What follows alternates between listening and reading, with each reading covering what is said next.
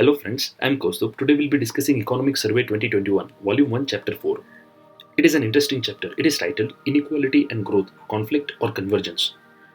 In this chapter, Economic Survey tries to justify the decision taken by government in the recent budget of spending more on infrastructure rather than on reduction of inequality in society.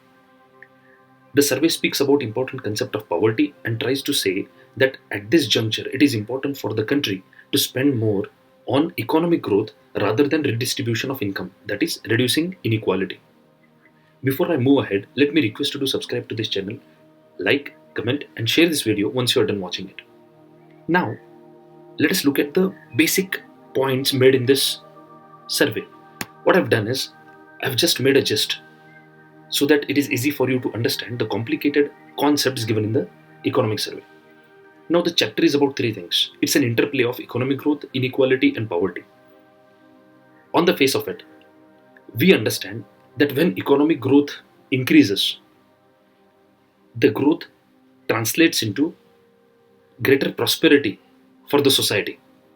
This is the basis of the trickle-down theory. We know that since independence, India has been using this theory to justify the model of economic development that it has followed. So you choose certain sectors, you choose certain areas, you focus more on them, put a lot of money there and assume that the growth that is generated in these dynamic sectors trickles down the entire society so that the society as a whole, the aggregate welfare in the society increases. Now, the whole chapter I have put up in a simple map. Just look at this. Economic growth, according to economic survey, can lead to high per capita income. But then we know statistics lie. Even a high per capita income does not mean that every person in the society is earning equal. So it may lead to inequality also. So you may have a coexistence of high per capita income and high inequality in society. Now these two factors have an impact on again two things: the socio-economic indicators and poverty in general. So socio-economic indicators may be health, education, life expectancy, infant mortality, birth and death rates, fertility rates, and then crime, drug usage and mental health and so on.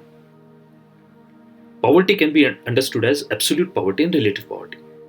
Now, what is the central theme of this chapter? It says that economic growth leads to high per capita income, but it also leads to inequality. And survey says that in Indian context, there is a convergence between the impact of high per capita income on the socio-economic indicators and the impact of inequality on the socio-economic indicators. To make things easier, I'll just explain it that if you go to Western countries like United States of America, high per capita income may lead to high inequality. But then the association of high per capita income with socio-economic indicators is positive. So in US, if there is high per capita income, it will lead to good socio-economic indicators. But in the same country, if the inequality is very high, it has a negative impact on socio-economic indicators. Now this equation is not seen in Indian context. And this is a paradox that in India, even when there is high per capita income, socio-economic indicators are positive. That is fairly simple to understand that states like Maharashtra or Punjab or Haryana, where per capita income is high, will have good socio-economic indicators. But then the paradox is, survey tries to justify and show us through various charts that if in India, even if the state has high inequality, per capita income is high and there is high inequality, still the socio-economic indicators are good. Now this is puzzling, right? So survey says that in India there is convergence in the impact of high per capita income and inequality on socio-economic indicators. We will see the reasons later in this discussion. About impact on poverty, here also the discussion is very interesting because poverty can be understood as absolute as well as relative. Absolute poverty is, for example, the definition given by Tendulkar committee and so on. Number of committees have been set up. It may be defined in terms of per capita income, poverty line, or it can be on the basis of consumption, the calorie intake and so on. So when you draw a particular line and then the people, you count the head count, right? The people below that poverty line, that is the absolute poverty in the country. What is relative poverty? This is subjective. So Even if the rich are getting richer and the poor are also getting a bit more richer, still the poor may have a feeling that they are not getting as rich as the rich people. So, the sense of deprivation, that is called relative deprivation, the sense of deprivation may still persist even when there is economic growth. So, relative poverty is subjective phenomena, absolute poverty is objective phenomena. Now, here, economic survey makes a very important point. It says that in any society which is growing high in terms of economic growth, if the economic growth rate is high, per capita income is high, there may be inequality. But this inequality can be interpreted as relative poverty. So, survey says we don't have to worry too much about it. Survey says that we should have high per capita income, high economic growth, and some amount of tolerable inequality only if we can reduce the absolute poverty. So, survey is saying that rather than relative poverty or inequality, the government should focus on reducing absolute poverty. And it makes a moral argument that till the time we are reducing absolute poverty, we should not worry about high inequality in society, which is a bit controversial in Indian context. We'll see all this in detail in the next slides. Here the survey speaks about ethics, and it brings in the theory by John Rawls. You know the concept of wheel of ignorance, that if the rules for a particular society, the rules of redistribution, let us assume because we are speaking about economics, the rules of redistribution in a particular society, if we are deciding about it, John Rawls says that when the person does not know to which category or class he or she is going to be allotted to, then the person makes just distribution of resources, right? So you are more considerate, you are more fair.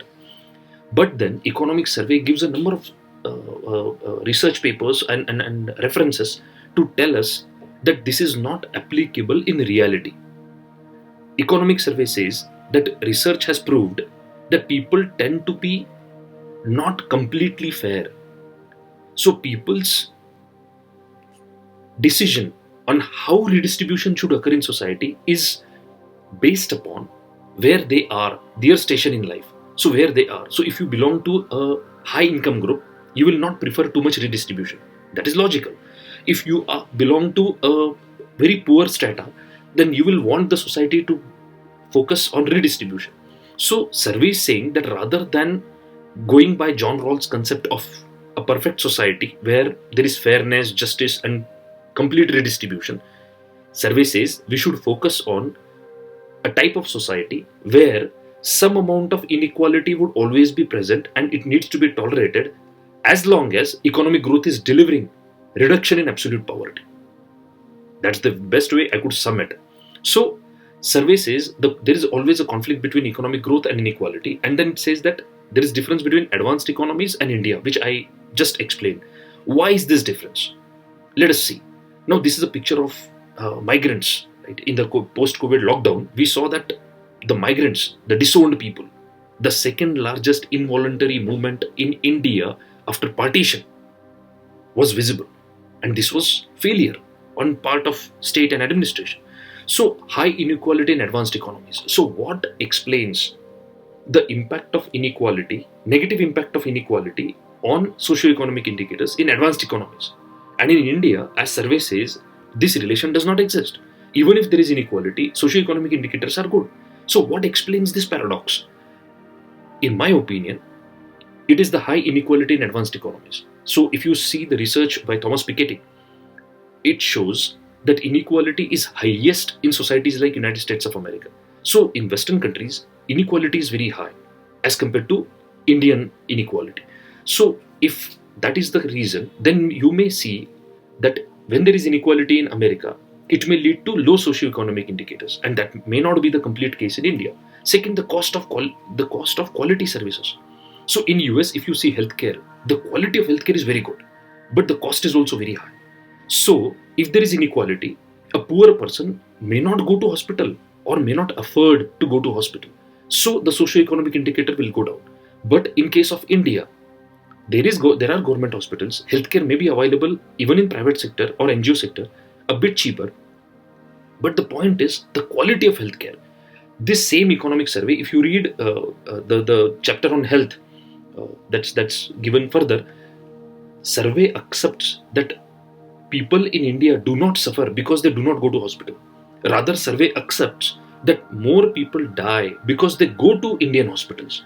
I know this is difficult to digest, but it is true that the quality of healthcare in Indian public healthcare system is so bad that people die because of the kind of quality of care that they get there, which is pathetic. So, when you say the quality of services available in India, the quality of services is low, but people do have access to them, right? So that may explain why inequality in India is not translating, at least on paper, into low socio-economic indicators. The third factor, I believe, is the role and capacity of state in providing essential services. So in India, we have a redistribution welfare state model.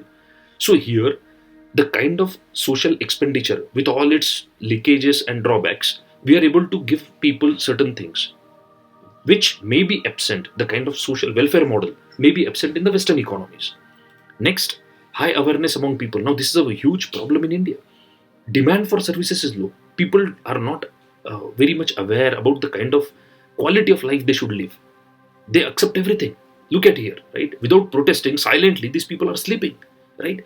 Or just resting, and they simply agreed to be disowned by the society or by the state. If the same thing happens in US, you will have protests, violence. So awareness among people is low. That may be the reason why, on paper at least, the socio-economic indicators may not show such a negative impact in India despite the existence of inequality. And then I also doubt the authenticity of data coming out of the Indian context, because many a times the data is not very clear or data doesn't exist. So why this migrant problem occurred in the first place? There was no data, authentic data with government regarding the number of migrants which are present in various cities. They did not know simply that these people existed and how many of them. Though the reality became, the harsh reality came forward only when people came on streets. So authenticity of data. And lastly, I believe the reason is social context, West versus East. In the individualist societies of West, any inequality translates as isolation, loneliness, and worse indicators. Whereas in India, because of the community nature of living, even if there is inequality, even if there is poverty, people don't simply die. The community sustains up to a certain extent and there is support available. So I think despite low state capacity and low quality of care in India, still people tend to manage living, right? And that's the Indian magic, right? Or unfortunately, right? So these are the factors. Now, what is the basic logic that surveys apply? There are two ways that Indian economy can move forward. Either you focus on redistribution only, or you focus on economic growth. So survey says that just look at this model. This is what I've done. I've prepared a hypothetical model. You see a society. The first chart here, pie diagram. You see a society. 45%, 40%. So 85% of wealth is only in two groups, whereas the other groups, which are say minorities, have 7% or 8%. This is the economic minorities, not social minorities. So 7 or 8% only. So there is inequality in this society. So if this is India, what model one? The first model that we can follow is redistribution. What did we do? 45 became 30, 40 became 30, and then this 7 was increased to 20, and 8 was increased to 20. So we redistributed the wealth without increasing the size of the pie. The whole size of economy remains the same. But then this is problematic. Survey rightfully mentions this is problematic, and I believe this is problematic. Why? Because if you read the book by Kahneman, Thinking Fast and Slow, he speaks about biases and he speaks about the theory of loss aversion. People are more affected by their losses than what they gain. So in that context, you cannot have an economy which punishes the people who generate wealth disproportionately.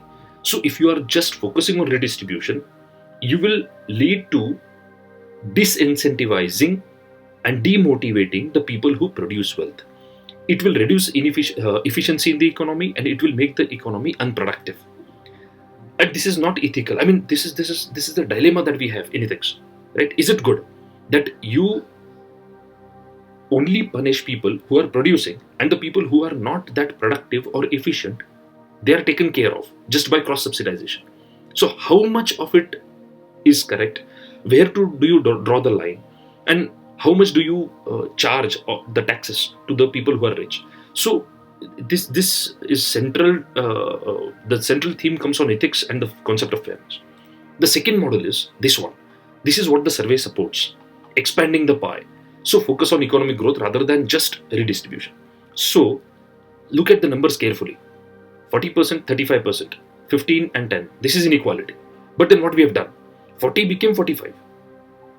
35 became 40. So the rich have become even more richer. 15 has become only 8 and 10 has become 7. But mind you, the overall size of the pie has increased. There is economic growth. This was the size of economy and now this is the size of economy. So even in percentage wise, these two groups have lost. 15 and 10, 25 to 15 it has become, right? 8 and 7. But in absolute terms, look at the size of the green sector and the orange sector. In absolute terms, it has grown. So economic survey, this is the central theme of this economic survey and this chapter, that it is saying that our economy needs to focus on economic growth, even if it may lead to inequality, increasing inequality in society, as long as the size of the pie, size of the sectors is growing. And it assumes that absolute poverty, see, relative poverty is increasing, but absolute poverty may be reducing because the size of the pie was this much only, it has grown now. So we assume that many people who belong to this orange, if they were poor, they have come out of poverty because the size of resources allocated to them has increased in absolute terms. But in relative terms, the poverty has increased. So this is debatable, right? You can think over it and debate over it, that is this a very good model, right? And if there is an alternative to this. So this is expanding the pie, economic growth. Now, why I say debatable and controversial? So some certain questions need to be asked. What are these questions, especially in Indian context? How is absolute poverty being measured? Where do you draw the line? So if you just say that who is poor? Anyone who earns, say, 32 rupees a day or 40 rupees a day. That is how we calculate, right? 32 40 rupees a day. Is anyone earning below this is a poor. Now tell me, if you say 40, even 45 rupees a day, a person who earns, say, 46, 47 or even 50 rupees a day, does the person become rich? Now that's the important question. So how do you measure absolute poverty? Absolute poverty has this problem. Where do you draw the line, right? And should there be such a line? Second, is there adequate state capacity to ensure effective redistribution? So survey does say that the pie should increase, size of the pie should increase, but there has to be certain amount of redistribution also. Now, if you say we are not focusing on inequality, we are focusing on economic growth, but we assume that absolute poverty will be reducing, do we have the state capacity which will ensure that absolute poverty does reduce? Otherwise, this conscious decision by the government to focus only on economic growth, keeping inequality aside, may backfire in long term, because you know that a society which becomes very much unequal leads to violence, dissatisfaction with the governance or governance system, and it may lead to a lot of negativity in the society, right? The whole overall stability in the society may be affected. Next, is poverty only in terms of consumption? What about multidimensional poverty?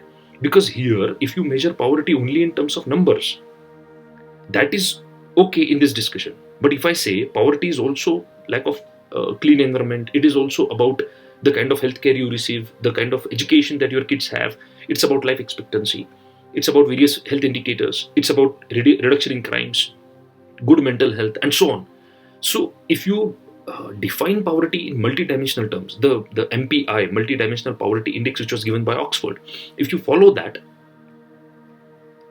not focusing on reducing inequality and only focusing on economic growth, is it going to reduce poverty in absolute terms, even in multidimensional poverty, not just numbers, right? So that is an important question. And who gives people this health, education, and so on? What is the role of state? So these are very important questions. If growth story is disturbed, now see, you are putting all the eggs in one basket, that we focus only on economic growth. And if that doesn't occur, we know black swans do exist. COVID occurred, right? So if your growth story is disturbed, then what happens to the society? Because you have already generated an unequal society. And now if the pie doesn't increase in size, existing inequalities may make the society more violent and the social fissures more deep. It will disturb the kind of social fabric we have. So that's a very big risk. And then for trickle down, is it not important to consider the sectoral performance in delivering economic growth? No, this is very important. The survey in this chapter compares our model with Chinese model, and it says that we should look at China. That China has focused on economic growth, and it has reduced poverty, and it shows Chinese model in very favorable terms. Now, my question is, China had the strongest manufacturing sector in the entire world. Survey before this, not this survey, but the earlier economic surveys have officially accepted that India has started deindustrializing even before industrializing adequately. So there is no manufacturing sector in India. I mean, that's not that strong. So our growth comes from only services. Now, if services are the driving force, and we know services is urban located, high educated, and highly skilled people who get benefit of service sector, right? Majorly. So how does the growth trickle down? Whether it will go to our agricultural, rural hinterlands? The probability is no. So for a trickle down, the sectoral performance of economic growth is very important. In China, it was manufacturing. People were getting out of agriculture and getting reliable, stable, high-paying jobs in urban areas, in industrial sectors. That's not the case in India. So how do you assume that the Chinese model that we transplant in Indian context is going to give us trickle down? That's a big question. In terms of trickle down, can India and China be compared? Why not? I've answered this question already. And in post-COVID, does the role of state in delivering, what's the role of state in delivering these public goods?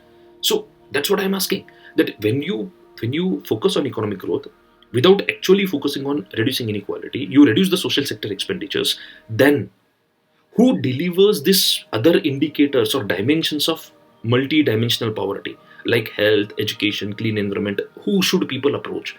Is the government going to do this? What about the public healthcare? You know the broken public healthcare system in India. You know the state of government schools. I don't have to tell you that. So in that context, the role of government in delivering these public goods needs to be rethought about, right? It has to be restructured. And what's the million-dollar question? The survey ends, this chapter of survey ends with a statement. Post 1991 liberalization, India has reduced poverty due to high urban growth and non-agricultural growth, especially rural poverty has been reduced like this. That is what economic survey, this chapter 4 ends in this fashion. Now look at this statement. Post 1991 liberalization, India has reduced poverty, especially the rural poverty, right? This part. India has reduced poverty, especially rural poverty, due to high urban growth and non-agricultural growth. This statement is not wrong, but this statement conceals more than what it reveals. Why? What does the data say? Migration.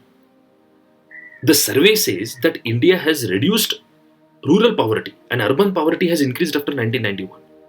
Why? If you ask that question, then it is not high urban growth and non-agricultural growth which has reduced poverty, especially rural poverty. No, there has been migration of poverty from rural area to urban area. Right? After 1991, because of the distress generated in rural India, agrarian distress, which has been very well documented by the book Everybody Loves a Good Rot by P. Sainath. He says that it is not the people who are migrating from rural areas to urban areas. It is the migration of poverty from rural India to urban India, from Bharat to India. And this has not been reduced. Poverty has not reduced in that dimension the way we are considering it as a success. Especially this is relevant in post-COVID times when the World Bank data clearly says that more than 96 million Indians are going to become poor after this COVID and lockdown. So in this context, this is the first time when after independence, India will be increasing the number of poor in absolute terms after COVID.